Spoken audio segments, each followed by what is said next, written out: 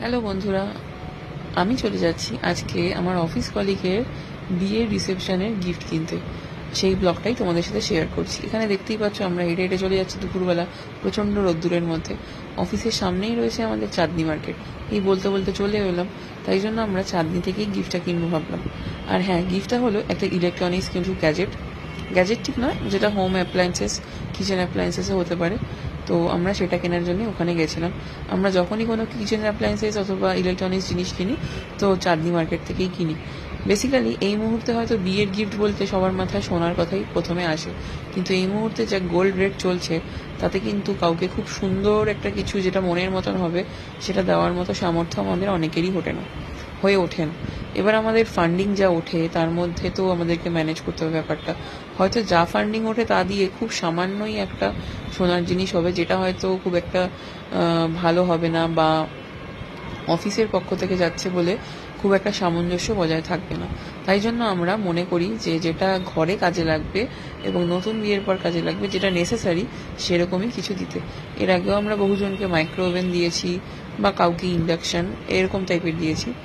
তো আমার এই কলিগ কিন্তু অ্যাকচুয়ালি মুসলিম, তো ওদের যেহেতু ইফতার থাকে, তো ইফতারের সময় ওদের ফলের জুসের একটা ব্যাপার থাকে, তাই আমরা প্রথম থেকেই ভেবেছিলাম ওকে একটা জুসার মিক্সার দেবো। তো আমরা তাই জন্য গিয়ে জুসার মিক্সারটা বের করতে বললাম। তারপরে আরও অপশান দেখাচ্ছিল, ওই দেখো ফিলিপসের ওই জুসার মিক্সারটা কিন্তু আমরা ফাইনাল করেছি। এছাড়াও আমরা মিক্সি দেখছিলাম, মিক্সার গ্রাইন্ডার অ্যাকচুয়ালি। তো আমাদের একটা বাজেট আছে, সেই বাজেটের মধ্যেই ব্যাপারটা হতে হবে। তারপর আমার মাথায় এলো যেহেতু ওদের ইফতারে অনেক খাওয়া দাওয়ার ব্যাপার থাকে, রান্না বান্নার ব্যাপার থাকে, তো ওই জন্য একটা প্রেশার কুকার যদি হয় সেটা খুব ভালো হবে হয়তো, কারণ মাংস তো হবেই, এটা সবাই জানে। তো এই জন্য এই প্রেশার কুকারটা দাদা বের করেছিল।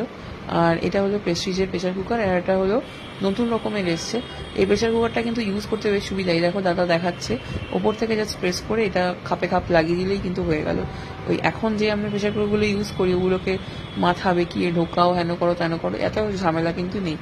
আর এই যে এটা ফিলিপসের একটা জুসার মিক্সার, এর মধ্যে কিন্তু জুসটা করলে যেই ছিবড়ে পার্টটা সেটা কিন্তু ওয়েস্টেজ পার্টটা আলাদা করে বেরিয়ে যাবে।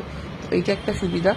দেখো তোমাদেরকে এখানে ভিডিওতে দেখতেই পাবে যে কিভাবে জুসটা হবে। এই ওপর থেকে ফলগুলোকে দিয়ে দিতে হবে আর ভেতরে গিয়ে ব্যাপারটা ব্লেন্ড হবে।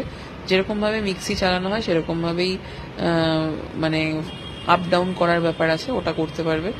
আর এই যে যখন ওই ওপরে যেটা বাদ দিল যেই অংশটা, ওটা দিয়ে কিন্তু ফলটা যদি ভেতরে সবটা নাও ঢুকে যায় ওটা একবার প্রেস করতে পারবে।